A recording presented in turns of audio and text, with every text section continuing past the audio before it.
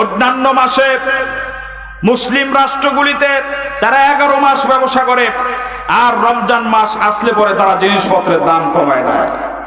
আর আমার বাংলাদেশে 11 মাস তারা চুরি করে, রমজান মাস আসলে তারা ডাকাতি শুরু করে। প্রয়োজনীয় জিনিসের দাম, দ্রব্য মূল্যের দাম আজকে মুসলমানরা স্টক করতেছে আর দাম বাড়ায় দিচ্ছে।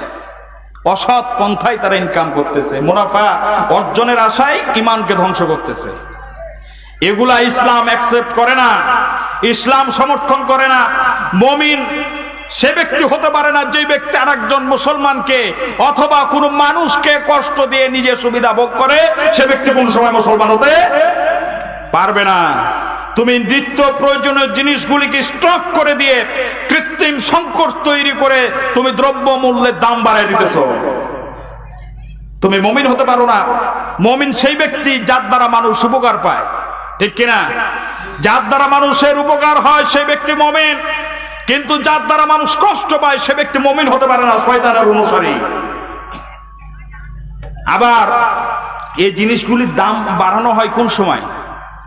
যে সময় অন্যান্য মুসলিম রাষ্ট্রে মুসলমানেরা জিনিসপত্রের দাম কমায় দেয় আল্লাহর ইবাদতের মাসকে কেন্দ্র করে, যাতে করে আল্লাহর ইবাদত মানুষ নির্বিঘ্নে করতে পারে কম দামে জিনিসকে, সেই সময় আমার দেশের মুসলমানেরা জিনিসপত্রের দাম আগুনের থেকেও আরো আগুন করে দেয়। কথা বলেন ঠিক কিনা? অন্যান্য মাসে মুসলিম রাষ্ট্রগুলিতে তারা 11 মাস ব্যবসা করে, আর রমজান মাস আসলে পরে তারা জিনিসপত্রের দাম কমায় দেয়। আর আমার বাংলাদেশে 11 মাস তারা চুরি করে, রমজান মাস আসলে তারা ডাকাতি শুরু করে দেয়, ঠিক কিনা?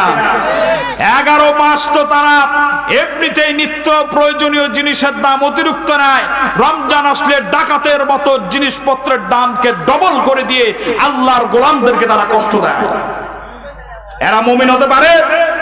সবাইকে বলতে হবে এরা কি মুমিন?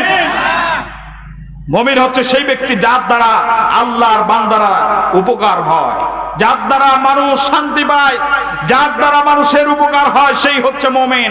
যে কষ্ট দেয় জিনিসকে কৃত্রিম সংকট তৈরি করে, তারা মুমিন হতে পারে না। আল্লাহ পাক আমাদের সকলকে হিদায়াত দান করেন। আমরা সকলে বলি আমিন।